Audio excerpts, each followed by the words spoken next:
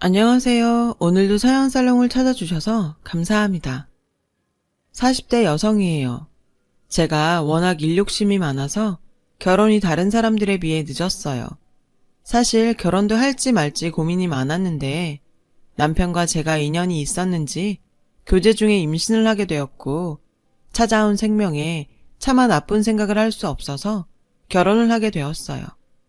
저와 남편은 동갑내기예요. 그래서 처음 만났을 때부터 말이 잘 통했고 설레는 감정보다는 재미있고 편안했어요. 30을 훌쩍 넘기고 하는 연애라 그런지 절절한 사랑보다는 그런 편안함이 좋더라고요. 제가 결혼을 망설였던 건 제가 다니던 직장 때문이었어요. 제가 잡지사에서 취재와 편집 일을 하고 있었거든요. 바쁠 때는 월요일에 출근해서 수요일 혹은 목요일에 퇴근할 정도로 일에 치여 살았어요. 그래도 매달 완성된 잡지를 보면 그 기쁨과 보람은 이루 말할 수 없었죠. 저는 그렇게 제 일을 많이 좋아했어요. 그런 제가 임신을 했으니 현실적인 고민을 하지 않을 수가 없었어요. 이런 생활을 하는 제가 누군가의 아내이자 엄마, 한 집안의 며느리 역할을 잘 할 수 있을까 걱정이 되었거든요. 제가 이런 걱정을 했던 건 그동안 선배들을 통해 그게 불가능하다는 걸 수없이 봐왔기 때문이에요. 저에게 결혼은 직장과 바꿔야 얻을 수 있는 거라서 고민이 됐어요. 하지만 독실한 기독교 신자인 제 부모님은 저의 임신을 결혼을 하라는 신의 계시로 받아들이셨죠. 그리고는 일을 그만두고서라도 결혼을 하라며 등을 떠미셨어요. 사실 제 부모님께서는 하나뿐인 딸이 나이는 먹어가는데 결혼도 안 하고 일만 하다 혼자 늙어 죽을까봐 걱정이 많으셨거든요. 그러던 차에 제가 임신을 했으니 얼마나 반가우셨겠어요. 그래서 매일 새벽에 감사기도를 드리러 교회에 가실 정도였어요. 그리고 제 임신 소식에 기뻐했던 또 한 사람이 있었어요. 바로 제 남편이었죠. 남편은 무조건 자신을 믿고 의지하라고 했어요. 저는 이렇게 기뻐하는 사람들을 보며 용기를 내보기로 결심했어요. 제 목표는 무조건 결혼과 일, 두 마리 토끼를 잡는 거였어요. 이런 이야기하기 좀 부끄럽지만 제가 그 분야에서 나름 잘 나갔거든요.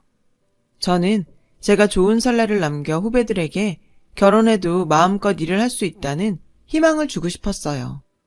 그렇게 생각하니 평소 긍정적이었던 저는 더 이상 두렵지 않았어요.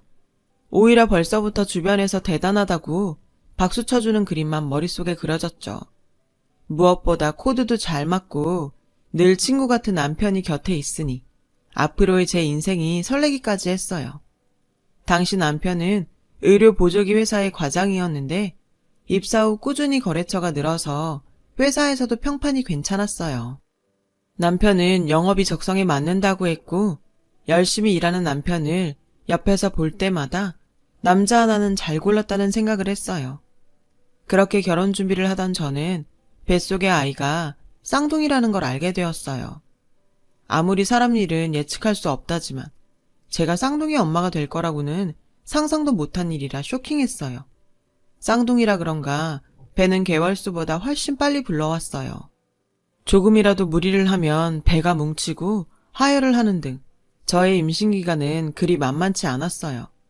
그래서 신혼여행도 미루고 결혼식만 겨우 올리고 신혼생활에 들어갔어요. 처음 하는 살림은 매일 실수투성이었고 나날이 심해지는 입덧에 가스불도 제대로 켤 수 없을 정도였죠. 보다 못한 친정엄마가 저희 집에 오셔서 반찬과 청소를 대신 해주시고는 했죠. 그런데 그 사실을 안 시어머니께서 그러시는 거예요. 요즘은 농사일이 없으니 당분간 서울에 올라오셔서 챙겨주시겠다고요. 사돈한테 신세 지는 게 죄송하다면서요. 저는 그때까지만 해도 시어머니의 배려에 감사한 마음이었어요. 아무래도 아직은 남편이 친정엄마의 음식보다는 시어머니 음식이 입에 잘 맞을 테니 겸사겸사 잘 됐다 생각했고요. 하지만 곧 제가 틀렸다는 걸 알게 되었죠. 걱정해 주시는 것처럼 말씀하셨지만 함께 살아보니 그게 아니더라고요. 결과적으로는 제 발로 시월드 문을 열고 들어간 꼴이었어요. 시어머니는 누가 옆에 있든 말든 속의 말을 혼잣말처럼 툭툭 내뱉으셨어요. 처음엔 얼마나 당황스러웠는지 몰라요. 누가 시킨 것도 아닌데 저는 시어머니의 혼잣말을 못 들은 척 했어요. 어머님이 오시고 얼마 뒤부터 저희 집 살림은 모두 시어머님 뜻에 따라 위치까지 모조리 바뀌었어요. 시어머니가 저희 집에 오신 건지 저희가 시댁에 간 건지 착각이 들 정도였죠. 여기까지는 그래도 참을 수 있어요. 문제는 제 입덧이었죠. 아침에 일어나 방문을 여는 순간부터 풍기는 음식 냄새에 저는 매일 아침마다 변기에 인사를 해야 했어요. 제대로 식사를 못하는 건 물론 비위가 상해 하루 종일 힘들었어요. 그렇게 결혼하고 첫 잡지 마감을 앞둔 마지막 주가 되었어요. 입덧이 심하고 몸이 무거운 임산부라도 마감 앞에서는 다른 직원과 똑같았어요. 저는 야근 근무에 커피도 마시지 못한 채 일에 몰두하고 있었어요. 그때였어요. 시어머니한테 전화가 걸려왔어요.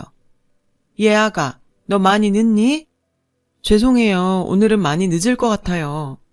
죄송하기는 일하는 네가 고생이지. 몸도 무거운데 너무 무리하지 마라.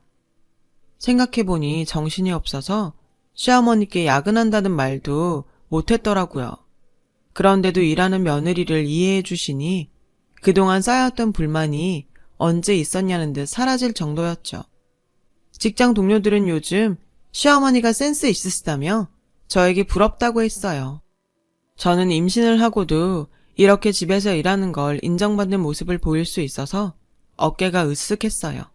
하지만 이건 제 착각이었어요. 남편의 자켓을 세탁소에 맡기려고 주머니를 뒤지다가 초밥집, 영화관, 커피숍 영수증이 나왔고 그날의 비밀을 알게 되었거든요. 제가 마감 때문에 바쁜 걸 아는 남편이 시어머니께 야근한다고 알렸다더군요. 그랬더니 시어머니께서는 반색하시며 그래? 그거 참 잘 됐구나. 걔 일하는 동안 모처럼 우리끼리 밖에서 밥도 먹고 데이트도 좀 하자. 시어머님이 잔뜩 신나 그러시길래 남편은 시어머니를 모시고 나가 모처럼 모자지간에 시간을 보냈다고 하더군요. 그럴 수 있죠. 어차피 저는 야근 때문에 바빴고 모자가 오랜만에 밖에 나가 시간을 보내는 게 나쁜 건 아니니까요. 하지만 생각하면 할수록 시어머니의 태도가 마음에 걸렸어요. 아들과 데이트할 생각으로 제가 정말 많이 늦는지 확인하셨던 거잖아요. 그런 생각이 계속되자 기분이 묘했어요.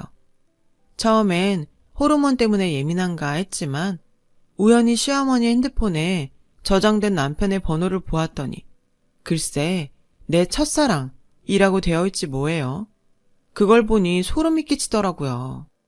하지만 그런 걸로 시어머니를 이제 그만 댁으로 돌아가시라고 할 수는 없었어요. 그래서 어떻게 시어머니를 다시 댁으로 돌려보낼까 고민하고 있었죠.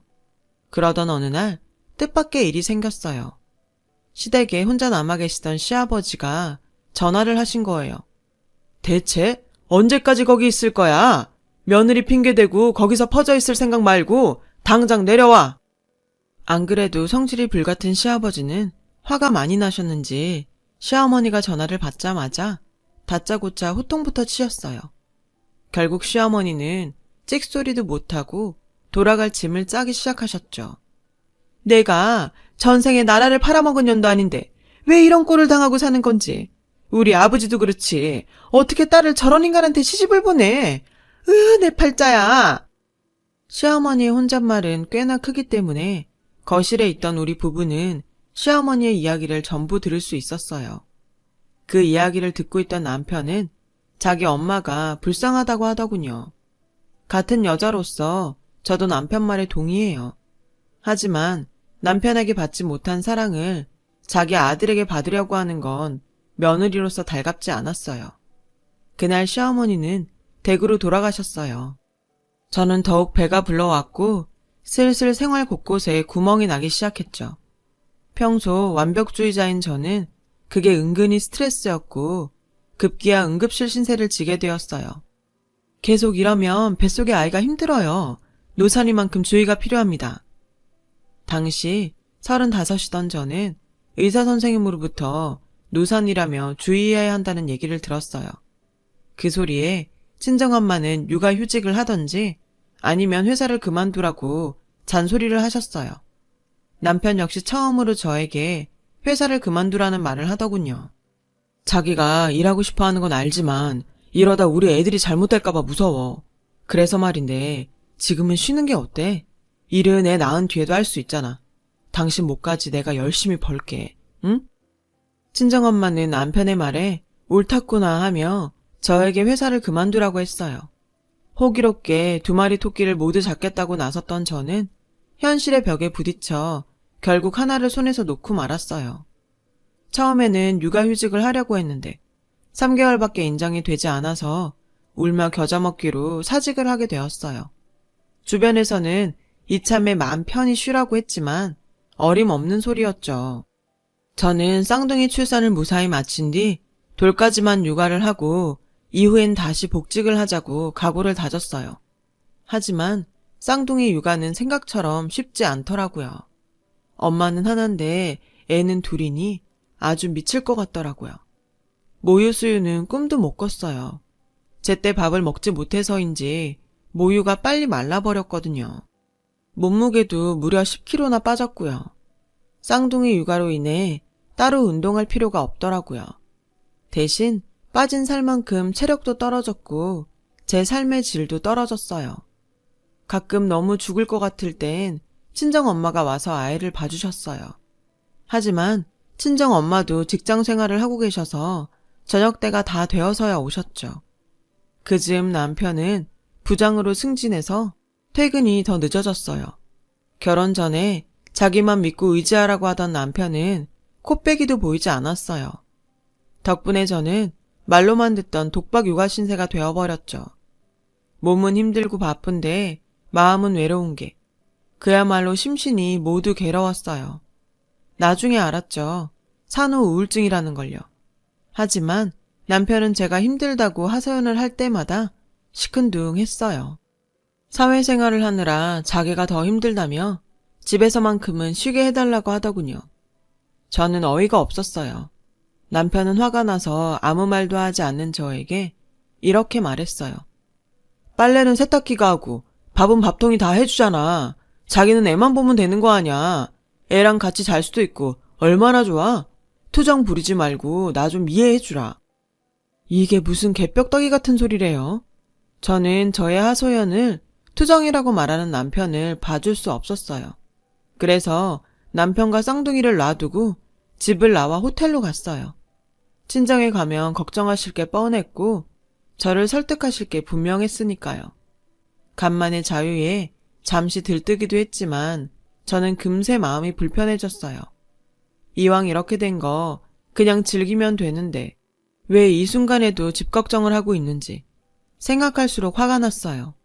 이런 제 자신이 너무 싫더라고요. 3시간 정도 지나자 남편이 저에게 문자를 보냈더라고요. 지금 이게 무슨 짓이야? 애 엄마가 애만 두고 나가면 어떡해? 저는 문자 내용을 보고 기가 차서 말이 안 나왔어요. 자긴 애 아빠 아닌가요? 결혼 전에는 코드도 맞고 말도 잘 통하던 남자는 어디 가고 이런 꼰대 같은 아저씨가 되다니. 정말 이 남자랑 결혼을 한 게 그렇게 후회가 되더라고요. 당신도 애 아빠니까 나 대신 잘 해봐. 당신 말대로 청소랑 밥은 기계가 하니까. 당신은 애만 보면 되잖아. 애랑 같이 자면 되니까 얼마나 좋아? 남편이 했던 말 그대로 문자로 보냈어요. 남편은 제 문자에 화가 났는지 그때부터 전화를 하기 시작했어요. 저는 더 약이 오르게 전화기를 꺼버렸죠. 아이 울음소리 없는 조용한 호텔방에 혼자 있자니 나도 모르게 눈물이 났어요. 결혼을 현실이고 육아는 희생이라고 왜 아무도 말해주지 않았을까요? 모든 게 다 원망스러웠어요. 방해하는 사람도 없는데 잠도 이루지 못하고 결국 새벽에 체크아웃을 했어요. 그래도 엄마라고 남편은 밉지만 쌍둥이 걱정이 되었거든요. 그 후 저와 남편은 감정의 골이 더욱 깊어졌어요. 소통이 안 되는 이유였죠. 우리 부부는 화해를 시도해보긴 했지만 경쟁을 하듯 서로 자신이 더 힘들다고만 하니 좀처럼 대화가 진행되지 않았어요. 남편은 그 뒤로 온전히 자기 마음대로 살았어요. 늦는 건 당연했고 개인적인 술자리와 카드도 펑펑 쓰고 상태가 점점 나빠졌죠. 하루는 도저히 안 되겠다 싶어서 쌍둥이들을 재우고 남편을 기다렸는데 잔뜩 취해서 들어온 남편이 저 보라는 듯 옷들을 거실에 벗어 던지더라고요. 지금 이게 뭐야?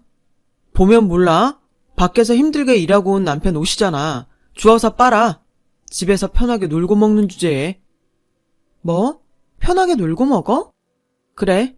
그럼 지금부터 내가 일할 테니까 네가 집에서 애들이랑 놀고 먹어. 내가 너보다는 훨씬 더 벌 수 있으니까. 직장 생활이 장난이냐? 거긴 전쟁터야, 전쟁터. 누군 직장 생활 안 해봤니? 가짜는 소리 말고 네 옷은 네가 빨아. 저는 소리를 지르며 남편이 벗어던진 옷들을 고스란히 남편한테 걷어찼어요. 남편은 화가 잔뜩 나서 씩씩거렸지만 저는 보란듯이 안방으로 들어가 문을 쾅 닫고 걸어버렸어요. 남편은 문고리를 잡고 소란을 떨었지만 저는 꼼짝하지 않았어요. 대신 울기 시작한 쌍둥이들을 달랬어요. 저는 그때 이혼을 생각했어요. 다시 일만 할 수 있다면 쌍둥이쯤은 저 혼자 키울 수 있다고 생각했거든요. 그 후 저희 부부는 더 사이가 나빠졌어요. 어차피 헤어지면 끝이라고 생각했죠. 그런데 문제는 엉뚱한 곳에서 터졌어요. 글쎄 달력을 보니 시아버지 생신이 코앞이더라고요. 저는 갈등했어요. 부부 사이의 일로 시댁 어른들한테까지 영향을 끼치는 게 맞나 하고요. 아무리 사이가 나빠도 제 할 도리는 해야 할 것 같았거든요. 결국 저는 시댁에 찾아뵙기로 했어요. 나중에도 책 잡히고 싶지 않았거든요. 저는 쌍둥이를 데리고 기차를 타고 시댁으로 내려갔어요. 그런데 시댁에 도착해보니 남편이 저보다 먼저 와 있지 뭐예요. 니네 싸웠다며? 여자같이 남편 이겨먹으라고 하면 못 쓴다. 여자가 가장 기 꺾는 거 아니다. 그 순간 기가 막혀서 웃음이 났어요. 저한테 말도 안 하고 혼자 시댁에 내려온 남편도 웃겼고 애를 둘이나 안고 찾아온 며느리를 반겨주기는커녕 보자마자 자기 아들 기죽일까봐 걱정부터 하는 시어머니 꼴도 웃겼어요. 그래서 저는 그 길로 시댁을 나와 집으로 돌아왔어요. 저 더러운 성질머리하고는? 저는 제 뒤통수에 대고 소리치는 시어머니를 휙 하고 돌아 째려봤어요. 성질 같아서는 며느리 성질머리 따지기 전에 당신 아들 교육이나 제대로 하라고 소리치고 싶었지만 참았어요. 내 부모 욕먹이는 짓 같아서요. 시댁에서 돌아온 뒤 저희 부부는 자연스럽게 별거에 들어갔어요. 합의한 건 아니었고 언제부턴가 남편이 집에 들어오지 않더라고요. 처음엔 어디서 지내는지 살짝 신경이 쓰이긴 했지만 제가 먼저 물어볼 수는 없었어요. 그렇게 한 달이 지난 어느 날 저는 현금이 떨어져 돈을 찾으려고 체크카드를 ATM 기계에 넣었는데 글쎄 통장에 잔고가 하나도 없다고 나오지 않겠어요? 설마 하며 조회를 해보니 남편이 지 통장에 있던 돈을 몽땅 다른 통장으로 이체했더라고요. 어찌나 화가 나던지. 아직 돌도 안 된 애들도 있는데 어쩜 이럴 수 있어요? 저는 당장 이혼을 하자고 남편에게 전화를 걸었고 하는 수 없이 친정에서 생활비를 빌렸어요. 호랑말코 같은 놈. 너는 여태 말도 안 하고 참고 살았던 거야? 제 얘기에 친정엄마는 우시더라고요. 그 모습을 보는데 속에서 천불이 났어요. 그 후로 저는 이를 악물고 돈을 벌 궁리를 했어요. 복직을 할까, 사업을 시작할까, 별의별 생각을 다 했죠. 제가 아는 지인들에게 전화를 돌렸고 선배의 도움으로 스타트업 회사에 취직을 하게 되었어요. 감사하게도 제 상황에 맞춰 회의가 있는 주 1회만 출근을 하도록 해주었어요. 그간의 경력을 살려 집에서 블로그와 SNS를 통해 제품 홍보를 하게 되었어요. 전에 잡지사에서 제품 홍보에 따른 마케팅 경험도 있어서 일은 그리 어렵지 않았어요. 반응도 처음 치고는 좋았고 저는 차츰 일하던 감도 찾아서 집에서 육아를 하면서도 제 몫을 톡톡히 해냈어요. 비록 피곤하고 힘든 날의 반복이었지만 성취감 덕에 그런 건 아무 상관없었어요. 정신없이 지내다 보니 남편이 집에 오지 않은 지도 3개월이 넘었더라고요. 저는 이쯤 되면 정식으로 이혼을 하고 깨끗하게 헤어져야겠다고 생각했어요. 그런데 그때 마침 남편이 돌아왔어요. 완전 거짓골이 돼서는 술이 떡이 되어 왔더라고요. 저는 왜 기어들어왔냐고 소리쳤어요. 하지만 남편은 날이 선 제 말에도 아무런 대꾸도 하지 않았죠. 오히려 시무룩한 표정이었어요. 하지만 측은하다거나 불쌍하다는 마음은 없었어요. 저는 이때다 싶어 인터넷으로 다운받아 놓은 이혼 서류를 남편에게 내밀었죠. 더 싸우는 것도 싫고 그만 헤어지자. 생활비도 이미 당신이 다 빼돌렸으니 이 집 전세 보증금은 쌍둥이 양육비로 내가 챙길게. 난 헤어지기 싫어. 뭐? 내가 지금 잘못 들었니? 지금까지 생활비도 한 푼 주지 않고 3개월 동안 집에 오지도 않았으면서 이혼은 싫다고? 그게 지금 말이 된다고 생각해? 내가 내 식구랑 같이 살겠다는데 무슨 이유가 필요해? 엄연히 나 당신 남편이고 애들 아빠야. 그나저나 당신 이게 다 뭐야? 혹시 당신 일 다시 시작했어? 순간 어이가 없었어요. 생활비를 10,000원짜리 한 장 남기지 않고 다 빼가놓고 이제야 나타나선 저한테 일하냐고 묻는 이 남자를 저는 대체 어디까지 봐줘야 하는 거죠? 하지만 곧 이 남자가 왜 꼬랑지를 내리고 거지꼴로 집에 왔는지 알 수 있었어요. 남편은 거래처 계약이 엎어지자 회사에서 불리한 처지에 놓였고 그 후 무리수를 두며 일을 하다가 회사에 엄청난 손실을 안기고는 결국 회사에서 잘렸더라고요. 그 후 어줍잖게 주식에 손을 댔다가 가지고 있던 돈까지 모두 날려버린 거죠. 그 순간 그래도 가족이라고 저랑 쌍둥이 생각이 났다나요? 고작 그 정도 능력 가지고 제 앞에서 돈 좀 번다고 생색을 냈다니 웃기더군요. 그럼에도 남편은 끝내 이혼은 절대 안 된다고 버텼어요. 그래서 고민한 끝에 저는 제가 그동안 느꼈던 수모를 되갚아주기로 했죠. 저는 회사에 앞으로는 주 5일 출근을 하겠다고 말했어요. 그리고 남편에게 살림과 육아를 맡겼죠. 저는 한 달에 생활비로 딱 100만 원만 주고 평소처럼 일에 미쳐 야근과 주말 출근을 밥 먹듯이 했어요. 살림과 육아에 지친 남편은 제가 집에서 쉴 때 종종 힘들다고 하소연을 해댔죠. 당신도 집에서 쉴 때는 집안일 좀 해. 나 혼자 쌍둥이 보는 게 쉬운 줄 알아? 왜 이래? 나도 다 한 거야. 집에서 쉴 때만큼은 편하게 쉬게 놔둬. 당신도 알잖아. 회사는 전쟁터야. 제 말에 남편은 감정이 상했는지 주방에서 혼자 깡소주를 마시더군요. 푹푹 한숨을 쉬면서 말이에요. 그 모습에 그동안 당해왔던 수모를 되갚아준 것 같아 속이 시원했어요. 그런데 얼마 뒤 저희 집에 시어머니가 서울로 올라오셨어요. 남편이 육아가 너무 힘들어서 시댁에 SOS를 쳤더라고요. 시어머니는 서울에 도착하자마자 집으로 안 가시고 제가 다니는 회사로 찾아오셨더라고요. 그리곤 저를 보자마자 노발대발 하셨죠. 아니, 그깟 돈 좀 번다고 유세냐? 다른 여자들은 회사 일도 하면서 집에서 살림하고 애도 다 키운다. 그런데 어디 남편한테 살림을 시켜? 다른 집 남편은 밖에서 돈도 벌어요. 그런데 그이는 집에서 놀잖아요. 놀아? 너 살림이 얼마나 힘든지 몰라? 거기다 니네는 쌍둥이도 키워야 하잖아. 저는 그동안 얼마나 힘들었겠어요. 그리고요, 그이 저러고 사는 거 제가 시킨 거 아니에요. 저는 분명히 이혼하자고 했거든요. 그런데 어머님 아들이 이혼은 안 된다고 그렇게라도 같이 살겠다고 한 거예요. 그러니 저 원망하지 마세요. 다 어머님 아들이 무능한 탓이니까요. 전 미팅이 있어서 그만 들어갈게요. 그리고 다음부터는 회사에 함부로 찾아오지 마세요. 저까지 회사 잘리면 안 되잖아요. 저는 당황해서 입도 제대로 다물지 못하는 시어머니를 남겨두고 먼저 일어났어요. 결국 시어머니는 저희 집으로 가지 않고 시댁으로 돌아가셨어요. 지 엄마 손이라도 빌리려고 했던 남편은 억울하면 취직하라는 엄마의 잔소리를 듣고는 분해서 깡수주를 먹더라고요.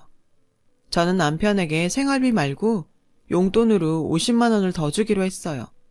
쌍둥이들도 어린이집에 보내게 되었고 재취업을 위해 자격증이라도 따라고 남편에게 말했죠. 당신도 자격증이라도 따서 재취업해. 언제까지 이러고 살 수는 없잖아. 학원비는 내가 대줄 테니까. 고마워. 내가 전에 자기 집에서 논다고 막말했던 거 정말 잘못했어. 미안해. 저희 부부는 결혼 전 그랬던 것처럼 친구처럼 지내게 되었어요. 집안 분위기가 좋아져서 그런지 쌍둥이들도 전보다 밥도 잘 먹고 성격도 더 밝아졌어요. 저도 남편도 살림과 육아가 손에 익어서 서로 자연스럽게 돕게 되었고요. 얼마 전 남편은 재취업에 성공했어요. 육아를 하면서 따둔 자격증 덕분이었죠. 남편은 영업이 아닌 설계 쪽 일을 하며 열심히 새 직장에 적응해가고 있어요. 과정은 험난했지만 뿌듯해 하더라고요. 고생 끝에 만난 낙이라서 더 그런가 봐요. 서로 더 잘 지켜가야지요. 제 사연을 들어주셔서 감사합니다. 들어주신 모든 분들 행복하세요. 여러분, 사연 댓글에 응원과 현명한 조언 부탁드려요. 좋아요와 구독은 저에게 큰 힘이 됩니다. 오늘도 좋은 일 가득하세요.